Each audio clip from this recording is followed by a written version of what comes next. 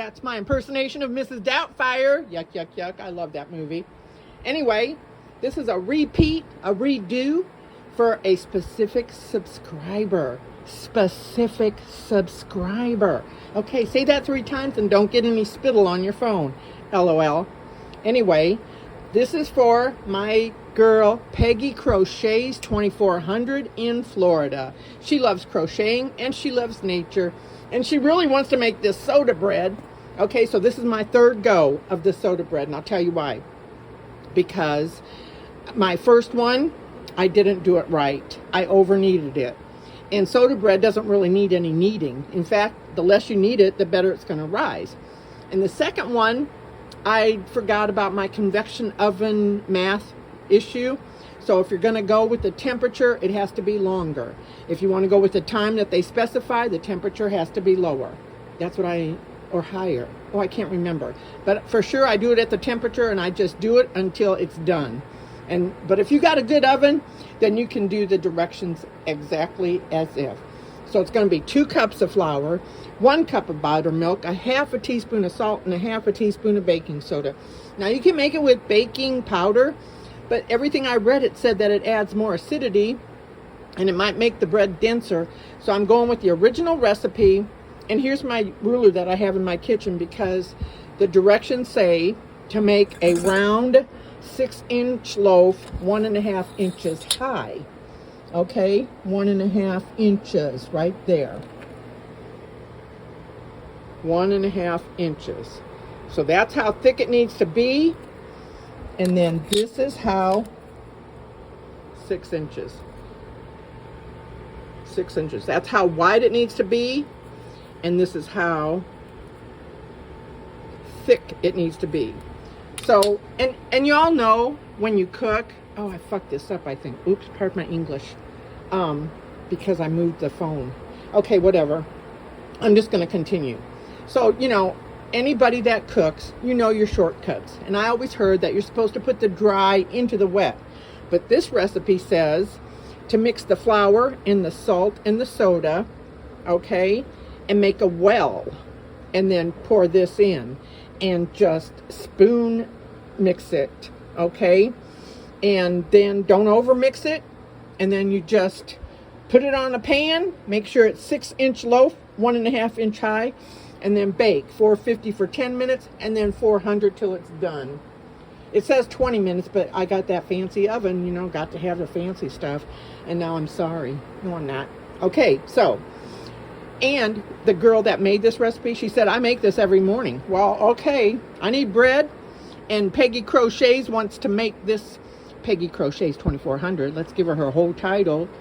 She wants to make this. So this is the normal recipe, the normal ingredients. But now I'm going to do what it said in the recipe and make the well and put the buttermilk in. And just incorporate it.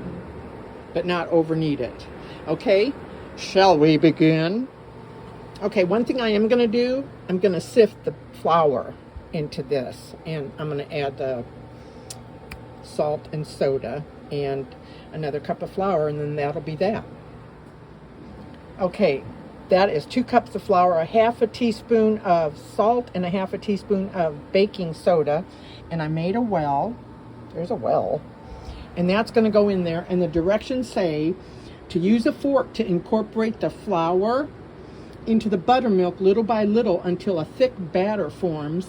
Use your hands to incorporate the final bits of flour and gently shape the batter into a dough. Do not overwork the dough. Transfer the dough to a floured work surface and gently shape it into a round 6 inches in diameter and about 1.5 inches thick. Now here's the thing. It says to place a Dutch oven or cast iron skillet. Place the dough in a Dutch oven or cast iron skillet. Use a sharp knife to cut a large X into the top of the dough. Oh, I need my knife. Okay, that's the knife I'm going to use to make my X. Okay, so I don't have a Dutch oven or a cast iron skillet. I have this.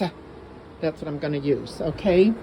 And then bake for 10 minutes at 450 and then lower the oven temperature to 400 and continue baking until the bread is golden brown and crusty on the outside. And she says about 20 minutes. But I have that different kind of oven. So this is my buttermilk, and I made it with 1 cup half and half and 1 tablespoon white distilled vinegar. And it's been sitting here for a minute. So, oh yeah, I see some curdling. Woohoo! So I'm going to pour this into the well. Oh, I need a fork. Ta-da! The magic of the pause button. There's my fork. Okay, so here. You know what? While you're looking, let me... Oh, yeah. Oh, my God. Oh, my God.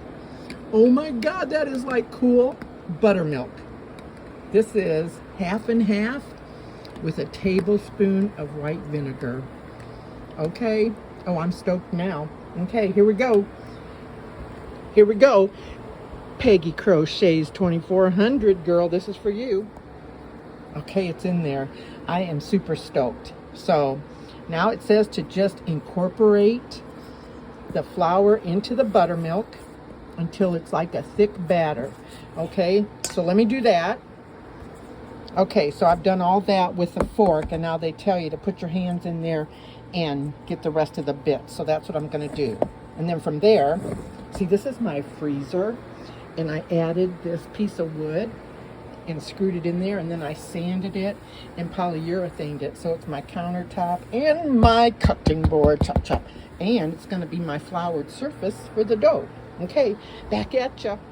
Okay, it's not 6 inches, it's 5, but it is 1.5 inches thick.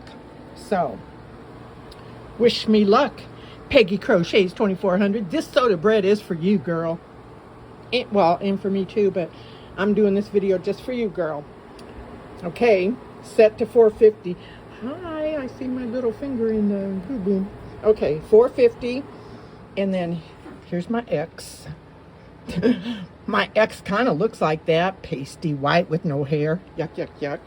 Okay, so one thing I'm going to do, which again, let me reinforce, if you have a normal oven that is got the right temperature and everything, then it's 10 minutes at 450 and 20 minutes at 400, or until it's crusty and hollow sounding and yum, yum, yum. But I'm going to do it for 15 minutes because it's a convection oven, and then I'll lower it to 400, and then I'm just going to, do the nose test and, and just keep on checking it after the 20 minutes. Okay. So here we go. Okay. Tick, tick. We're on the clock. Oh yeah, I heard that in a TV show when somebody said tick-tock and they were pointing at their watch like hurry up, and the girl looked at him, she said, it's not tick-tock, it's tick-tick. And she's right. If you listen to a clock, tick, tick, tick. It's not tick-tock, tick-tock. That's that app. So tick, tick, tick. Yuck, yuck, yuck. Okay, so I've lowered the temperature, and don't look at my screen because that's all baked on, caked on. It has gotten higher. Okay, so now I dropped it to 400, and I'm just going to, I'll set the timer for 20 minutes like the recipe says, but then I'm just gonna, just keep on checking it. Probably like maybe 40 minutes because of the oven. But again, if you got the good oven, see, I don't have a normal oven. I'm not normal, I'm a Griswold. Yuck, yuck, yuck. That was a line in the movie. Anyway, it is looking pretty good. And I'm just gonna cook the soda right out of it into me. Okay, so I've dropped it to 400, and I added 10 minutes to the 20, and we'll see how that goes. But Paul Hollywood says, don't open up your oven to check it because you're releasing heat. So I'm not going to open up my oven to check it. But I am kind of liking how it looks, and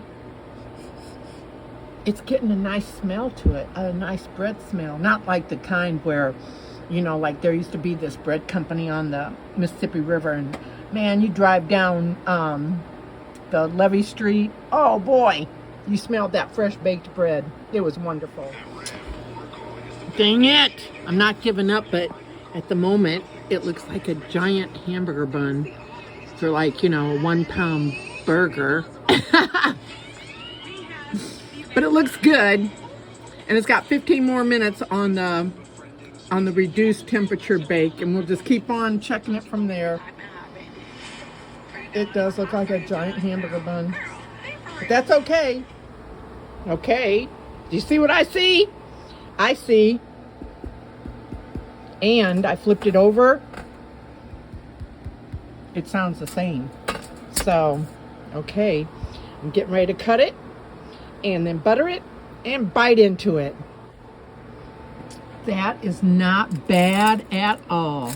It had nowhere else to go, so Paul Hollywood would say something about that, but I'm not Paul Hollywood, and I'm getting ready to take a slice, butter it, and take a bite, because the proof is in the pudding.